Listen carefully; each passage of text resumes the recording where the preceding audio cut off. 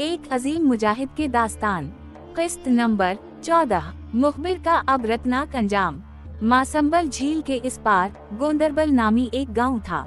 वहां एक बदनाम जमाना मुखबिर निबा कटवा रहता था। इस गद्दार ने मुजाहिदीन को कई बार नुकसान पहुंचाया था और कई बार मुजाहिदीन की मुखबरी करके इन्हें शहीद करवाया था। इनमें से हर दिल अजीज मुजाहिद हुसैन भाई उर्फ पासबान शहीद का गाजी बाबा को बहुत सदमा था। वो मुखबिर को ऐसी सजा देना चाहते थे जिससे बाकी लोग जो अपने ईमान का सौदा करके काफिरों के आलाकार बन जाते हैं इबरत पकड़ें। उन्हीं दिनों हेडक्वार्टर में आर्मी का मेजर शर्मा तब्दील हुआ और इसकी जगह नया सिख मेजर आ गया। जिस दिन से मेजर ने चार्ज संभालना था, गाजी बाबा ने उसी रात मुखबिर को सबक सिखाने का प्रोग्राम बनाया। इन्होंने लंबे लंबे बालों को सिक्खों की तरह सर के ऊपर बांधा, ऊपर से पगड़ी बांध ली और हाथ में मोटी सी फाइल उठा ली। इन्होंने खुद भी और साथी मुजाहिदीन ने भी वर्दी पहन रखी थी। इस तरीके से रात के वक्त फौजियों का रूप धार कर आसानी से मुखबिर के घर में दाखिल हो गए। गाजी बाबा ने निबा कटवा को नए मेजर के तौर पर अपना तारुफ कराया और कहा कि वो इससे अलहदगी में बात करना चाहते हैं। मुखबिर उनको कमरे के अंदर ले गया और साथी मकान के बाहर पोजीशन लेकर खड़े हो गए। साथियों को बाहर रखने का मकसद भी ये था कि मुखबिर को शक ना पड़े कि ये आर्मी नहीं बल्कि मुजाहिदीन हैं। रात के अंधेरे में उसको उन पर शक नहीं हो सकता था, इसलिए इन्हें तयशुदा प्लान के मुताबिक बाहर रखा गया। मुखबिर बड़े अदब से मेजर साहब के सामने दौजानू होकर बैठ गया। गाजी बाबा ने फाइल के सफ़े उलटते हुए कहा, शर्मा साहब की जगह इस इलाके में मेरी तैनाती हो चुकी है और पुराने रिकॉर्ड से मालूम हुआ कि आपने फौज के साथ काफी ताउन किया है और कई अगरवादियों मुजाहिदीन को पकड़वाया है। मुझे उम्मीद है कि आप मेरे साथ भी उसी तरह ताउन जारी रखेंगे। क्यों नहीं सर, मैं आपके साथ जरूर ताउन करूंगा, आप बेफिक्र हो जाएं।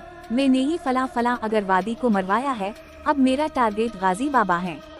वेरी गुड, ये तो बहुत अच्छी बात है। इस खतरनाक दहशतगर्द को पकड़ने के लिए मैं आपको मुंह मांगी रकम दूंगा।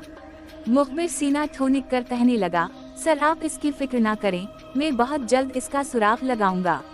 निबा अपनी जबान से अगले पिछले तमाम राज उगल रहा था और गाजी बाबा की जेब में रखी नन्ही टेप रिकॉर्डर इसके सियाह करतूतों को बतौर सबूत रिकॉर्ड करती जा रही थी। मेजर साहब ने इसका शुक्रिया अदा किया और कहा, जरा आप बाहर तशरीफ लाकर खेतों के बीच वाला रास्ता दिखा दें। सुना है अगरवादी उसी रास्ते से आते जाते हैं। जब वो खेतों के बीच में पहुंचे तो गाजी बाबा एक जगह खड़े होकर इससे मुखातिब हुए, अच्छा तो निबा तो ने पासबान को शहीद करवाया और अब तेरा टारगेट गाजी बाबा है। उस वक्त उनके बोलने का अंदाज और लहजा और था। निबा ठिठक कर इन्हें देखने लगा। जब इन्होंने पगड़ी सर से उतार फेंकी और घनघरियाले बाल शानों पर बिखर गए तो मुखबिर की आंखें फैल गईं। जिहादी ने उसकी आंखों में आंखें डालकर कहा, अब बता कम बखत कितने मुजाहिदीन को मरवाया तुमने। मुखबिर पर गोया सकता तारी हो गया। वो बस लड़खड़ाती आवाज में इतना कह सका, जिहादी भाई, हाँ मैं उस्ताद जिहादी हूँ, साथियों बांध दो इस गद्दार को। मुखबिर हाथ जोड़कर इल्तिजा करने लगा, उस्ताद जी मुझे मुआफ करें, बस आज मुआफ करें। इसके बदन पर कपकपी तारी हो गई। साथियों ने सबसे पहले इसको दरख्त के साथ बांध लिया और वो कैसेट देकर कहा, हम उसको यूं ही कत्ल नहीं कर रहे हैं, जब तो गांव में जाएगा ये कैसेट सबूत के तौर पर मस्जिद में सब लोगों को सुनाना। गाजी बाबा ने खंजर निकाला और मुखबिर की गर्दन को तन से जुदा कर दिया। मुजम्मिल और यादव हेडक्वार्टर में STF का एक कमीना खुसलत अफसर मुजम्मिल के नाम से मशहूर था। अल्लाह ताला इसकी मुर्तद रूह को कभी सुकून ना दे, उसने लोगों का जीना दौभर कर रखा था। वो मुजाहिदीन की तलाश के बहाने रात के वक्त लोगों के घरों में घुस आता था। गाजी बाबा की बोसो घटा फिरता था, लेकिन हमेशा जिल्लत वो रसोई इसका मुकद्दर बन जाती थी। एक दफा इसने ये साजिश की कि रात के वक्त मुजाहिदीन के रूप में लोगों के दरवाजों पर दस्तक देता फिरता रहता था। जो लोग मुजाहिदीन समझकर दरवाजा खोलते वो उन पर तशद्दुद करता कि तुम लोग मुजाहिदों का साथ देते हो।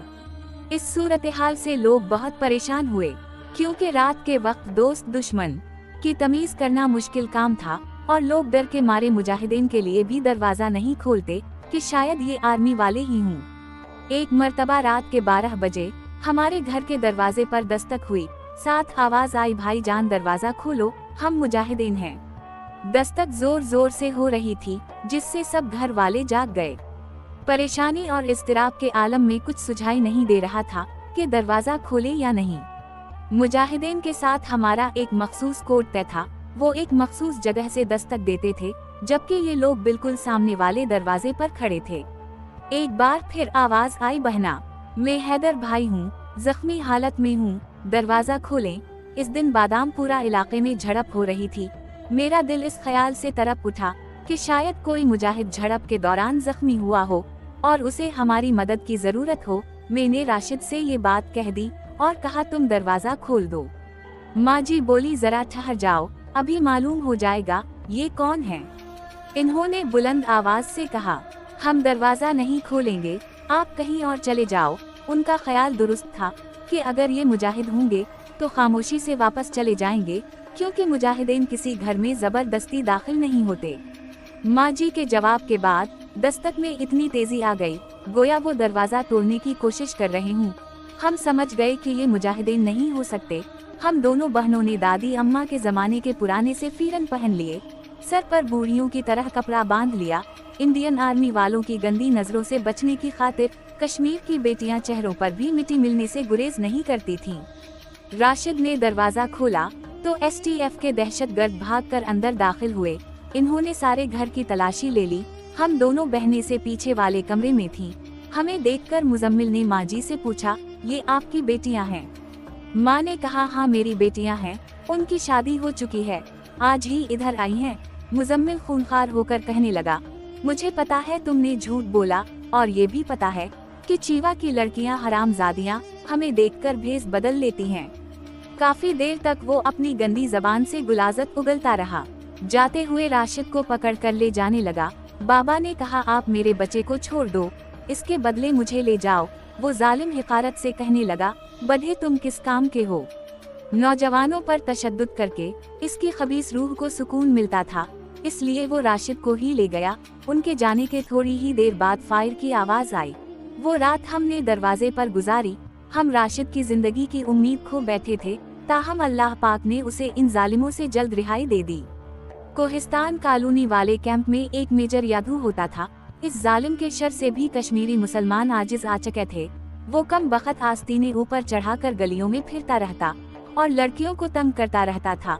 मुजाहिदीन की तलाश के बहाने घरों में घुस आना और औरतों के साथ गपशप लगाने बैठ जाना इसका मामूल बन गया था। कोहिस्तान कॉलोनी के साथ ही तरीसा नामी एक छोटा सा गांव था। वहाँ की एक इफ्फत माँ बेटी पर यादू की नजर पड़ी। एक दिन इस काफिर ने गांव के चंद बुजुर्ग लोग बुलाए और उनसे कहा कि फला लड़की के बाप से जाकर कहो कि अपनी लड़की की शादी मेरे साथ कर दे। ये मेरी शराफत है कि मैं तुमसे रिश्ता मांग रहा हूँ, वरना मैं चाहूँ तो अभी इसकी लड़की उठा कर ला सकता हूँ। वो लोग सख्त परेशानी की हालत में कैंप से निकल गए और सोच रहे थे कि अपने मुसलमान भाई से इस काफिर के लिए किस मुंह से रिश्ता मांगें। ये बात उनके लिए बाइस शर्म थी, लेकिन इस जालिम फौजी अफसर के आगे वो भी बेबस और मजबूर थे। लड़की के बदनसीब बाप ने जब ये पैगाम सुना तो इस पर गोया आसमान टूट पड़ा। उसने अक्लमंदी का मुजाहिरा करके उन लोगों से कहा, आप जाकर इस काफिर से कहो कि मुझे चंद दिन सोचने के लिए दे दें और मैं अपने घर वालों का भी जहन बना लूं। यादू ये जवाब सुनकर मुतमईन हो गया। इधर एक बदनसीब बाप पर वो रात क़यामत से भारी थी। वो तमाम रात बिस्तर पर करवटें बदलता रहा। इसके लिए इकरार करना तो नामुमकिन था, मगर इनकार करना भी मौत को दावत देने के मुतरादिफ था। फिर मैं क्या करूं? ये सवाल इसको हलकान किए जा रहा था। मेजर यादू की धमकी इसके दिमाग पर हथौड़े बरसा रही थी। हाँ, वो जालिम कुछ भी कर सकता है। अगर वो अभी आकर मेरी इज्जत को नीलाम कर दे तो मैं क्या कर सकता हूँ? उसने दुख से सोचा, कोई रास्ता ना पाकर आंखें मूंद लें। अचानक उसके दिमाग में एक ख्याल आया और इसकी तड़पती रूह को पल भर के लिए सुकून सा मिल गया। उसने सोचा, अगर वो ये इलाका छोड़कर कहीं भाग जाए तो यादू के जुल्म से निजात मिल सकती है। इसे अपनी जमीनें और बाग याद आए जो सारा साल इसके कुनबे की कफालत का जरिया थे, और जिस ना मालूम मंजिल की तरफ वो जाएगा वहाँ बच्चों की रोजी रोटी का भी मसला बन जाएगा।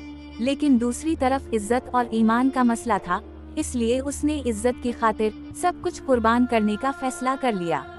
फिर इसने घर के तमाम अफराद यानी बीवी बच्चों को जगाया और रातों रात सामान बांधा। सुबह की रोशनी फैलने से पहले वो मजलूम मुसलमान अपने घर बार, अजीज वाकारिब को छोड़कर किसी नामालूम मकाम की तरफ हिजरत कर गए। इस सानहे के बाद इलाके में खौफ व हरास की चादर तन गई। नौजवान लड़कियों ने नए कपड़े पहनने तर्क कर दिए, मेहंदी और चूड़ियों के ख्वाब सीनों में दफन कर लाए, क्योंकि कश्मीर की हर बेटी पर इन इज्जत के लुटेरों की नजरें होती थीं। एक बार मेजर यादू हमारे घर में घुस आया।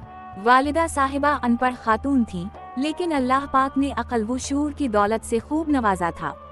जब भी आर्मी वाले गांव में आते तो माँ भी हम दोनों बहनों को कमरे के अंदर छुपा देती थीं। फौजियों के साथ मिली जली उर्दू भी बोल लेती थीं। यादू ने उनसे सवाल किया, कितने अगरवादी अलमारी में छुपा रखे हैं? माँ ने जवाब दिया, घर में कोई नहीं है, बच्चे भी स्कूल गए हैं, सिर्फ मैं घर में हूँ। यादू बोला, मैं घर की तलाशी लूंगा। ये सुनकर वो अंदर की तरफ लपक गई। हम दोनों को बाहर आने का कहा। हमें देखकर यादू गुस्से से भर गया और कहने लगा, देखा ये बढ़िया कितनी चालाक है, लड़कियों को हमसे छुपा लेती है। हम दोनों बहनें सहन में एक तरफ सहम कर बैठ गईं। मेजर मुजाहिदीन के बारे में हमसे पूछताछ करने लगा, कहने लगा, तुम्हारे घर में असद अल्लाह की हाइड है, वो मुझे दिखा दो। असदुल्लाह को माँ जी ने बेटा बनाया था। जब भी मुजाहिद हमारे घर आते तो माँ जी इनकी पेशानी चूम लेती थीं। एक बार असदुल्लाह भाई आकर माँ जी के पास बैठ गए। अम्मी ने इन्हें प्यार दिया। वो मोहब्बत भरी नजरों से माँ जी को देखने लगे। माँ एक ऐसी हस्ती है जिसका प्यार कभी भुलाया नहीं जा सकता। वो न जाने कब के अपनी माँ से बिछड़े हुए थे। अम्मी उनके चेहरे को देखकर समझ गईं कि इन्हें इस मौका पर अपनी माँ याद आई होगी। इन्होंने असद अल्लाह भाई के सर पर हाथ फहराते हुए कहा, असदुल्लाह आज से मेरा चौथा बेटा है। हमारे दिलों में तमाम मुजाहिद भाइयों के लिए बेहद मोहब्बत थी, लेकिन असदुल्लाह भाई रफ्ता रफ्ता हमारे घर के फर्द जैसे बन गए। वो हमें सगे भाइयों की तरह अजीज हो गए और उनका हर मौका पर हम ख्याल रखते थे। इंडियन आर्मी को इस दीनी रिश्ते का इल्म हो गया था, इसलिए मेजर यादू कमांडर असदुल्लाह को घर में पनाह देने के जुर्म में हमें बुरे अंजाम की धमकियां दे रहा था। वो मुजाहिदीन के बारे में सवाल करता तो हमारा जवाब खामोशी की सूरत में होता था। अगर किसी बात का जवाब दे भी देते तो उसकी तरफ नजर उठाए बगैर। ये बात इसको नागवार गुजरी। वो गुस्से से बोला, मेरी तरफ क्यों नहीं देखते? मिलिटेंटों को सारी सारी रात घर में बिठाए रखते हो, वो तुमको अच्छे लगते हैं और हमसे नफरत करते हो। वो काफिर हर वक्त अपनी पर्सनालिटी दिखाता फिरता था। कहने लगा, तुम्हें उन मेले कचीला पाकिस्तानियों में क्या नजर आता है? हमारा सोट बोट देखो, हम उनसे ज्यादा हैंडसम हैं। दिल करता था इस लाइन को बता दूं कि कम बखत तो किया जाने, वो मैल कचील किया है। वो तो राह जिहाद का बाबरकत गुबार है, जिस पर अल्लाह रब अल-इज़्ज़त ने जहन्नम की आग हराम कर दी है, और तेरा ये मकरू वजूद जहन्नम का ईंधन बनेगा। हम तेरे इस हैंडसम वजूद पर 100 बार लानत भेजते हैं। मैं भारतीय दरिंदों को मुंह तोड़ जवाब देती थी, मगर इस दिन घर में कोई मर्द मौजूद न था और कोहिस्तान कॉलोनी तरीसा वाला वाकया भी ताज़ा ताज़ा हुआ था। माँ जी मुझे इशारों से खामोश रहने की ताकीद कर रही थीं। अपनी बेहुदा बकवास आगे बढ़ाते हुए वो कहने लगा, इन्हें अपने मुल्क में रोटी नहीं मिल रही थी, भूखे मरने लगे तो अब इधर आकर मरना शुरू कर दिया। वो एड्स के मरीज हैं, इसलिए तुम इन्हें अपने घर में मत आने दो। इसके बाद वो इंतहाई घनावनी जबान बोलने लगा। मेरे सब्र का पैमाना लबरेज हो चुका था। मैंने गुस्से से कहा, खामोश हो जाओ, वो हमारे भाई हैं। मेजर यादू के सामने ये बात कहना जिहाद और मुजाहिदीन के साथ मोहब्बत का खिला ऐलान था। इसकी आंखों में खून उतर आया और दांत पैसते हुए बोला, अच्छा वो तुम्हारे भाई हैं। वो गजबनाक होकर मेरी तरफ बढ़ने लगा। माँ जी इस मशरिक और बेदीन काफिर के आगे हाथ जोड़कर खड़ी हुए। साहब हमारा मुजाहिदों से कोई ताल्लुक नहीं है, ये बची है, मैं उसको समझा दूंगी। मेरी प्यारी माँ मेरी इज्जत की खातिर इस काफिर की मन्नतें कर रही थी और मेरे दिल पर नश्तर चल रहे थे। मैं महसूस कर रही थी कि कश्मीर की बेटी घर की चार दीवारी के अंदर भी गैर महफूज है। नतीजा ये हवा कि जिस उम्र में लड़कियां हाथों पर मेहंदी सजाने के ख्वाब बिन रही होती थीं, इस उम्र में मैंने फिदाई हमला करने का फैसला कर लिया, क्योंकि जिल्लत की जिंदगी से इज्जत की मौत मरना कहीं आसान था। एक बार बड़े भाई जान इंडिया के शहर राजस्थान से हम दोनों बहनों के लिए निहायत कीमती और उम्दा जोड़े ले आए। माँ जी बोली, ये जोड़े तुम रख लो, शादी में काम आएंगे। मैंने जवाब दिया, मेरी प्यारी माँ, मेरी शादी के सपने हरगिज अपनी आंखों में ना बसाना, मैंने तो शहीद होना है। जवाब मिला, लड़ना और शहीद होना मर्दों को ज़ेब देता है, तो क्या औरतों को बेआबरू होकर जिंदगी गुजारना ज़ेब देता है? मेरे सवाल ने माँ जी को परेशानी में डाल दिया। मैंने कहा, माँ जी, आप मुझे सिर्फ इस चीज का यकीन दिलाएं कि मेरी इज्जत महफूज है, फिर मैं अपने ख्यालात का रुख मोड़ दूंगी। क्या आप नहीं देख रही कि कश्मीर में औरत को किस तरह सर-आम रस्वा किया जा रहा है? वो चाहे माँ के रूप में हो, बेटी के रूप में हो या फिर बीवी के, हर हाल में उसकी इज्जत पामाल की जा रही है। कश्मीर की बेटी की मजलूमियत अब इंतहा को पहुंच चुकी है। इसलिए तो एक काफिर की इतनी जुर्रत हुई कि वो अम्मा आयशा की रूहानी बेटी का रिश्ता मांगने चला आता है।